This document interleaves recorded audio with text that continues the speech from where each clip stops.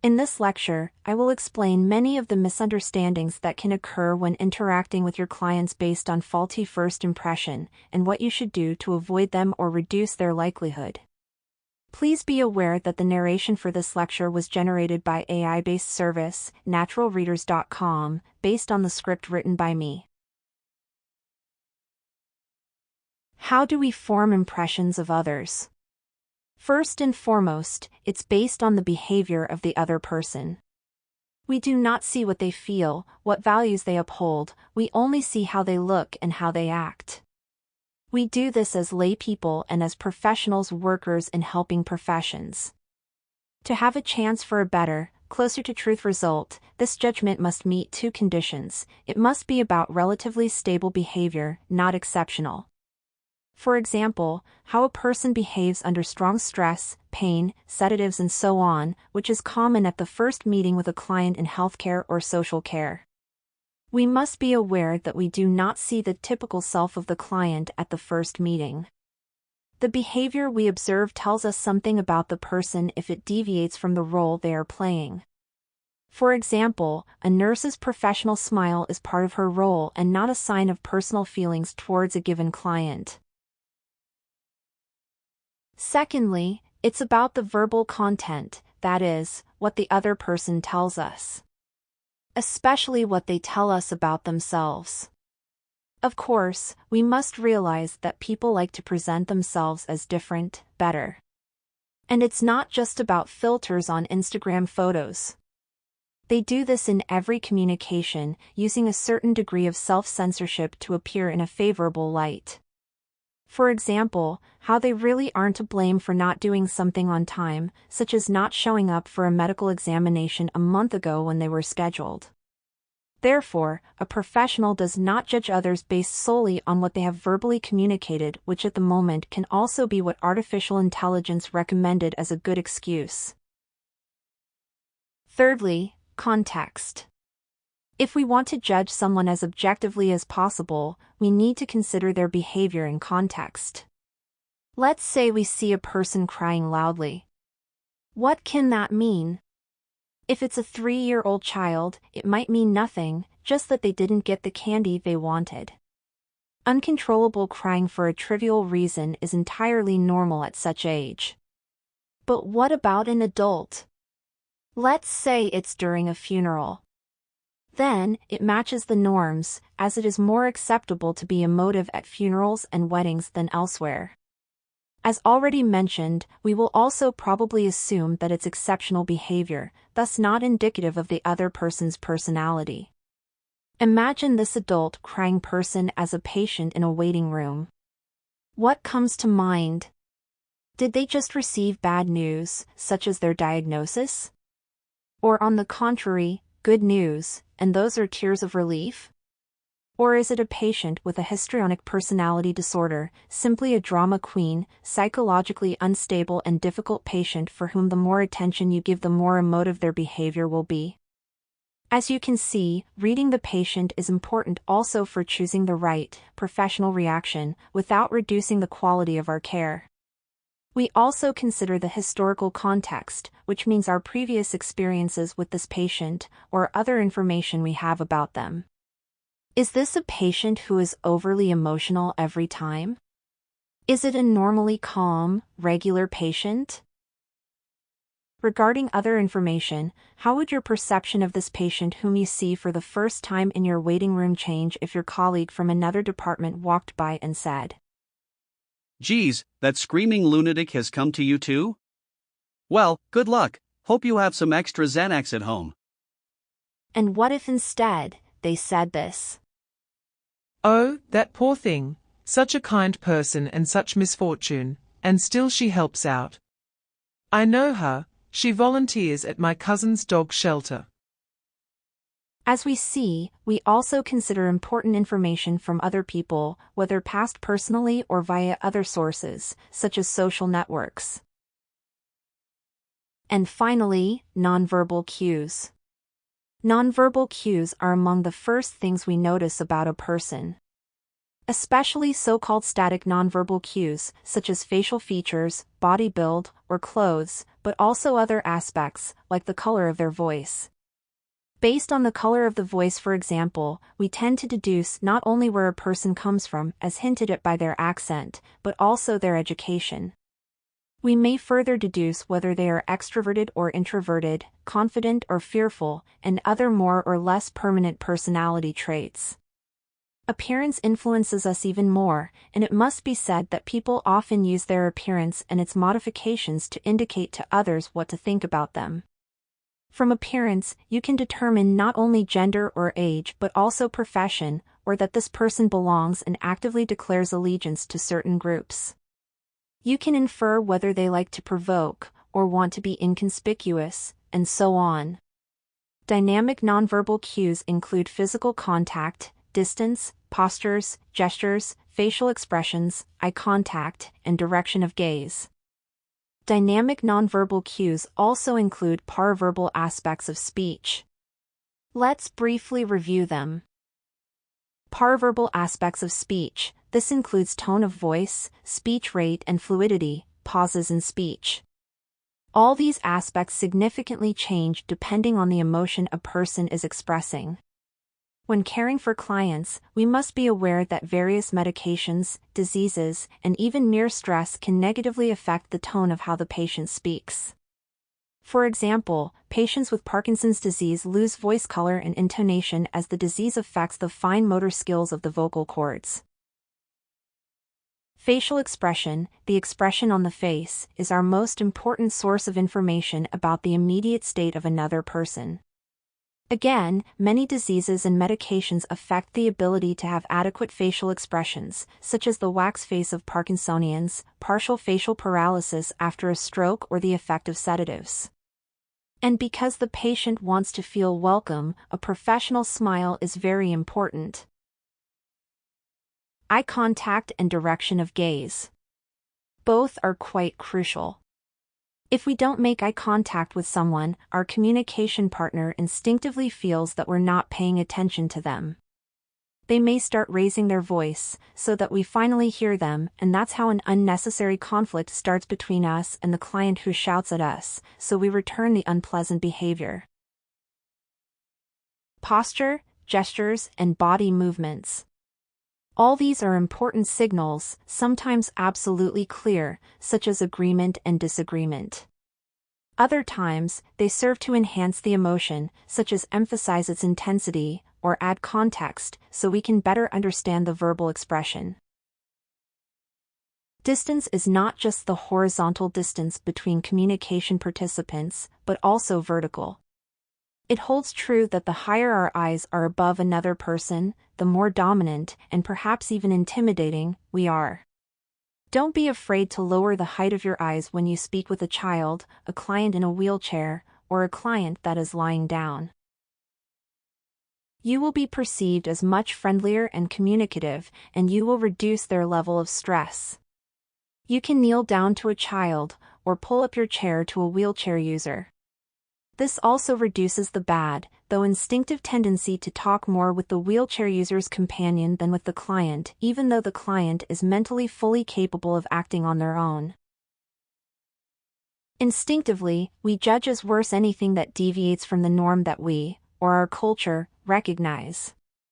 As professionals, we must be aware of this ancient instinctive defense mechanism, which is basically telling us, if something is different than we expect, pay attention to it, as it could be dangerous. Anything unknown can be dangerous. What to do about it? As a professional, you cannot suppress your instincts into the subconsciousness. Instead, you must fully acknowledge them and then deal with them. Act professionally, not based on instinct. The instinct to avoid those who look different helped our ancestors, for instance, to stay away from the sick and thus avoid getting infected. As a modern professional, you don't avoid people with blue lips. Instead, you provide them with proper care. This means being aware of what could cause blue lips, such as hypoxia or hypothermia. And if it were something contagious, you would know how to protect yourself while still being able to care for the patient. It's not easy, it's not comfortable. It requires being properly educated and working on oneself, on our self-development and our soft skills. In literature, you will find a stimulating metaphor about thinking like a tortoise and thinking like a hare. For my clients and students, however, I use a different, more modern version. You know that the brain functions similarly to a computer. It operates based on electrical impulses, and to get a result, the computer, or your brain, performs many operations that you are not aware of. These operations are done quickly, deep within the software or subconsciousness, and are only stored in ultra-short-term memory, which in the case of computers is called buffer or cache. Once the operations are complete, you only have the final result available. For example, this person is likable or unlikable, or seems dishonest, I should avoid them and quickly cross the street. But we don't have access to the intermediary data or the process by which we actually got this result. Was it because of the way they look, smell, stand, or was it because they remind us of our mother-in-law?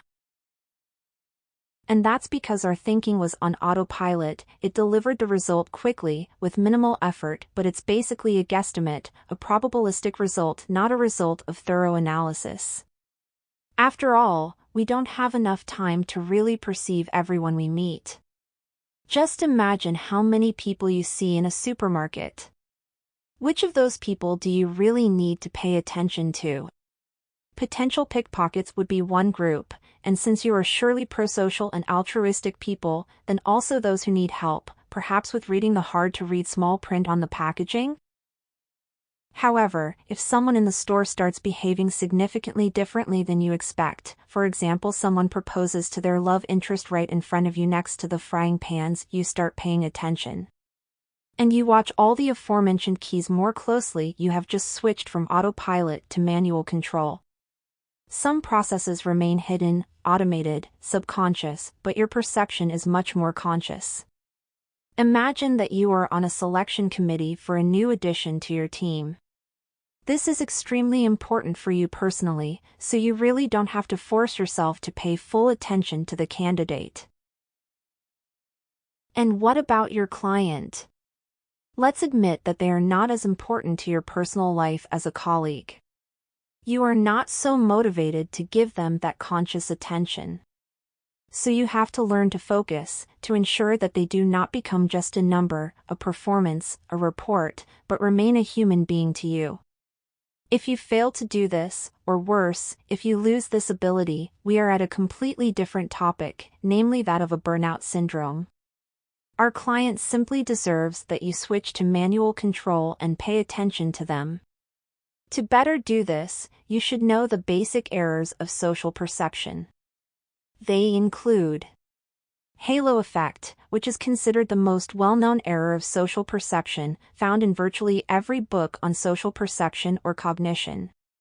It describes the tendency of people to judge others based on the first strong impression. Based on this first impression, they form a generalization about the person's entire character, such as being good, evil, weird. For example, based on the first impression, you form a negative opinion of a man who behaved inappropriately as a patient in the waiting room. Then you see him heading to the dog shelter. What would be your autopilot's tendency? How would you interpret his behavior? He's getting rid of a dog. Surely, he is an animal abuser, who wants to save money. Or maybe wants to adopt a new dog, just to eat the poor animal. What if you find out the undeniable fact that he volunteers there? The halo effect, as autopilot, prompts us to ignore everything that doesn't fit with our first theory, or to reinterpret it so that it fits our initial opinion. One such interpretation could be, oh, surely he's just pretending to be nice. Implicit personality theories. Implicit personality theories are assumptions we make about how different personality traits are related. For example, we might automatically assume that an extroverted person is sociable and optimistic, even though this may not be true. Example, when a healthcare provider first meets a patient who is loud and friendly, they may think that the patient is also confident and open to new experiences. This initial impression can influence how they communicate with the patient, even if it later turns out that the patient actually suffers from anxiety and uses extroverted behavior as a defense mechanism. Leniency and severity effect. This is the tendency to evaluate likable people, especially ourselves, better than they might deserve. This can lead to inaccurate assessments of a person's abilities or character. For example, a doctor may be less critical in evaluating the work of nursing staff they like, which can lead to overlooking mistakes or the need for improvement. This can ultimately affect the quality of patient care.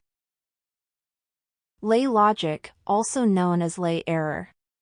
Lay logic refers to the simplified ways of thinking where people apply their general experiences or understandings to complex situations, which can lead to incorrect conclusions.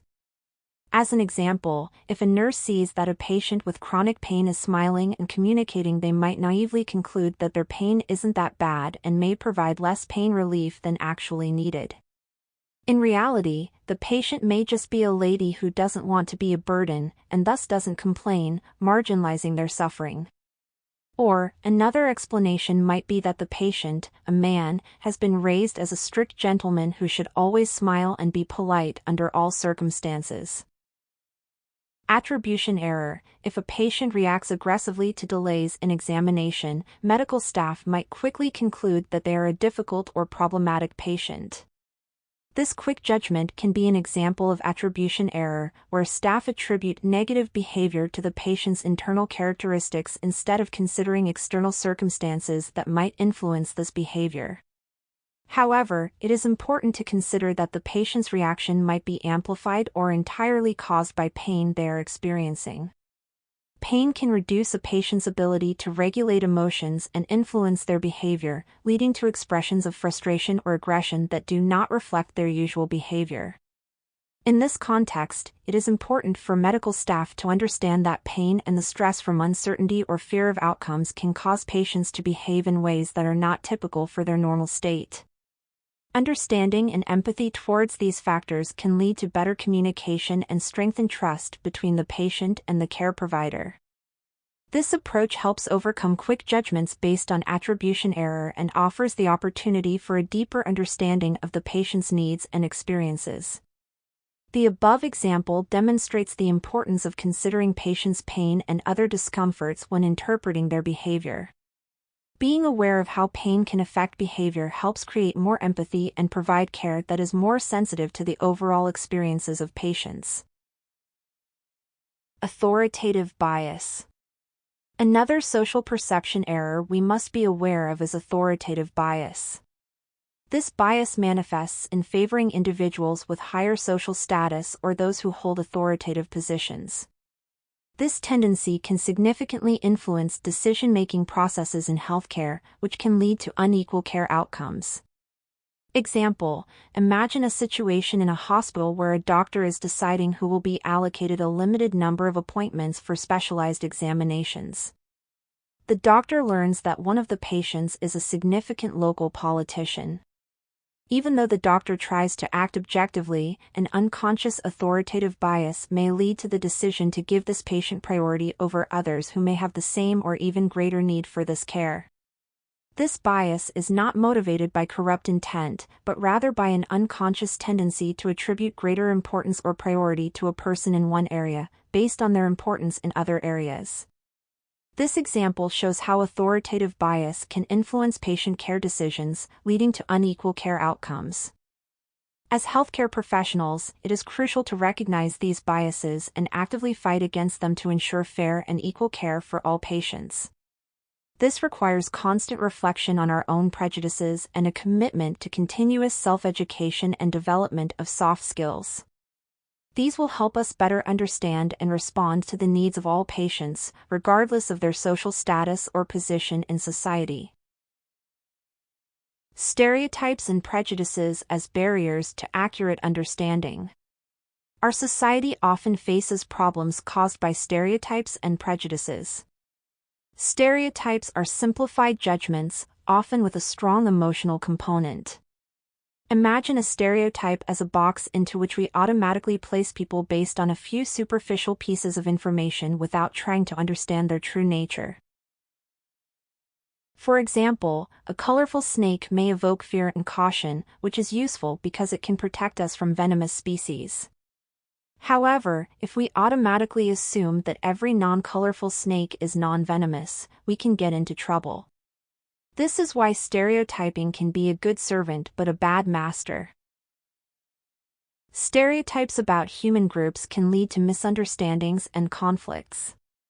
Notions like Scots are thrifty or English are phlegmatic may seem harmless, but simplifying the complex reality can lead to incorrect conclusions about individuals. Similarly, prejudices are preformed, fixed attitudes towards a specific group or phenomenon that have a strong emotional component and resist change even when confronted with new information. A person with prejudices perceives the world selectively and only responds to information that confirms their preconceived opinions. This means that even when trying to be objective, their perception is influenced by these deeply rooted views. It is important to distinguish between heterostereotypes, which are stereotypes about groups to which an individual does not belong, and homostereotypes, which are stereotypes about groups to which the individual feels a membership. Both forms can lead to incorrect perceptions and misunderstandings. Prejudices in healthcare. Prejudices can have a serious impact on the relationships between healthcare providers or social workers and their clients. These fixed attitudes, with a predominant emotional component, are highly resistant to change even when confronted with new information. Healthcare professionals may encounter various forms of prejudice that can affect their professional judgment and decision-making. For example, there is a common prejudice that older patients are incapable of understanding complex medical procedures, or that they are less likely to recover from serious health conditions. Such prejudice can lead to inadequate care or to overlooking opportunities to improve the quality of life for older clients. Another common prejudice is the assumption that patients with mental illnesses are dangerous or unpredictable. This view can lead healthcare providers to treat such patients with greater caution or in a detached manner, which can negatively affect the therapeutic relationship and the effectiveness of treatment. Healthcare professionals may also hold prejudices based on the gender of the patient, such as the assumption that women have a lower pain threshold than men, which can lead to incorrect assessment and treatment of pain. It is important for healthcare professionals to recognize and overcome these prejudices. By attempting to become aware of subconscious tendencies and working on correcting them, they can provide more equitable, more effective, and more empathetic care to all their patients. On the flip side, viewing reality through these prejudicial filters leads us to assumptions that are rarely accurate. It's critical to recognize and counter these perceptions to ensure effective communication and understanding in healthcare and social services. Now that we have covered the theoretical aspects, it is time to put this knowledge into practical use. You will find 2 exercises in the materials for this module. First is an individual exercise called Judge of the Underworld. Your task is to read the myth of Perseus from the provided source, or any other source, or watch a suitable movie that retells the myth. The choice is yours. Once familiar with the story, you are asked to judge who in the story is decidedly good, who is clearly evil, and who is neutral. Write the names where you think they belong on the provided form, and be prepared to verbally justify why you made these decisions. The second exercise is intended for groups, and is called, They Have Prejudices Against Us. In groups, think about the prejudices that clients might have towards you as healthcare or social service providers. Then evaluate how serious and problematic these biases are, according to the provided manual. Please be aware that thorough completion of both exercises is important, as we will continue these exercises at our upcoming meeting in Portugal. I wish you success and creativity in working on these tasks. I believe they will lead you to a deeper understanding of the topics we have discussed. Final thoughts and encouragement. This module is designed to challenge your perceptions and to enhance your ability to provide equitable, effective, and empathetic care. By understanding and adjusting for our inherent biases and preconceived notions, we can better meet the diverse needs of all clients, thereby improving both patient outcomes and professional satisfaction. I hope this course inspires you to think critically and reflectively, fostering a more inclusive and understanding approach in your professional interactions. Thank you for your attention. Good luck, and I look forward to our continued work together in Portugal to further explore these crucial concepts.